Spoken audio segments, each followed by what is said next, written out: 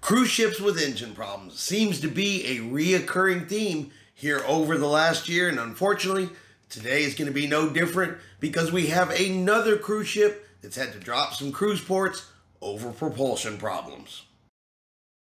Chris here with High Seas Cruising, and welcome to today's video. All right, we are 6 days away from Christmas. Hope everybody's got all their Christmas shopping done, is ready to go. But I do have a question for everybody out there because we've made some changes to the way we do Christmas over the last couple of years, and we've really gotten away from the idea of buying, material presents. And instead, we always try to get more of something that's an experience. We take a cruise, we have some cruises booked in January that are for Christmas, and try to do things that make memories versus material items that go into the closet. Seems a lot more enjoyable for both Tiffany and I. It's more enjoyable for the kids. So I'm just kind of curious how everybody else does it out there. Is that something everybody else does? Do you look more for the experience, or are you still purchasing presents to put under a tree? Either way, it's fine. Whatever works best for your family, just purely asking out of curiosity. So let's jump into the cruise news, and we're actually going to start off talking about Princess Cruise Lines because yesterday the Ruby Princess began sailing from Galveston, Texas. Now this is the first time the Ruby Princess has ever sailed from Galveston, Texas, and it's been 6 years since Princess Cruise Lines has sailed from Galveston. And being that's the cruise port I like to cruise from, really happy to see another cruise line come in.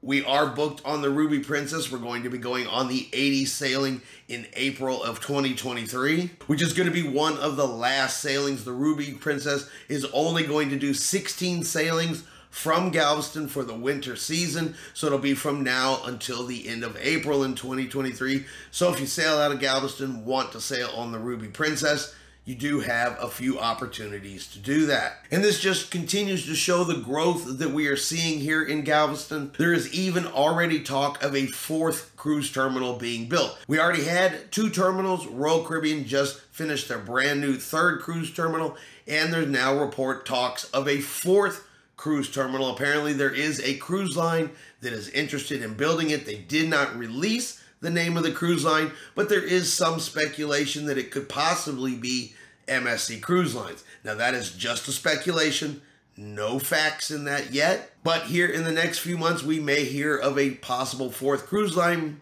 coming into Galveston, Texas and building a cruise terminal. If we hear anything about that, of course, we'll let everybody know, but it could be another opportunity for another cruise line pretty close here in the central Galveston area that is becoming a more and more popular cruise port. And finally, engine trouble.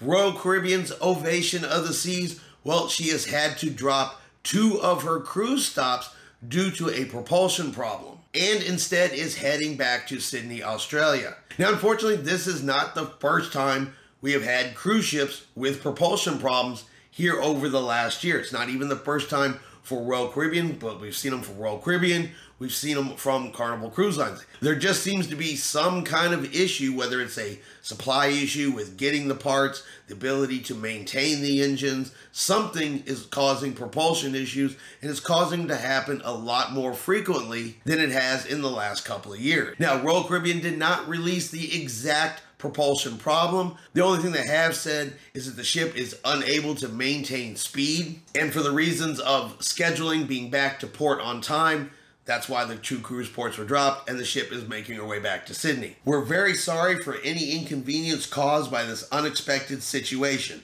Thank you for your patience and understanding. We hope you enjoy the remainder of your time on board Ovation of the Seas. Now, guests will be receiving a 50% refund of their cruise fare, and they're also going to receive a 25% future cruise credit as compensation for the drop ports, and this is basically turned into 4 days at sea. So they'll be getting half of their money back, 25% on a future sailing. And of course, any prepaid shore excursions, taxes, and fees, that will automatically be refunded as well. Now, the next sailing of Ovation of the Seas has not been changed yet, but it's really going to depend on the nature of the propulsion problem. The next sailing is supposed to be a 12-night sailing, and if this is not something they can fix while heading back to Sydney, something they can repair while the ship's underway. It may affect upcoming sailings, so if you're booked on Ovation of the Seas here for the next couple sailings, keep an eye on your email, because there is a possibility of some changes if this is something they cannot get repaired and get the ship back up to normal speed. All right, and that is going to be your cruise news for today.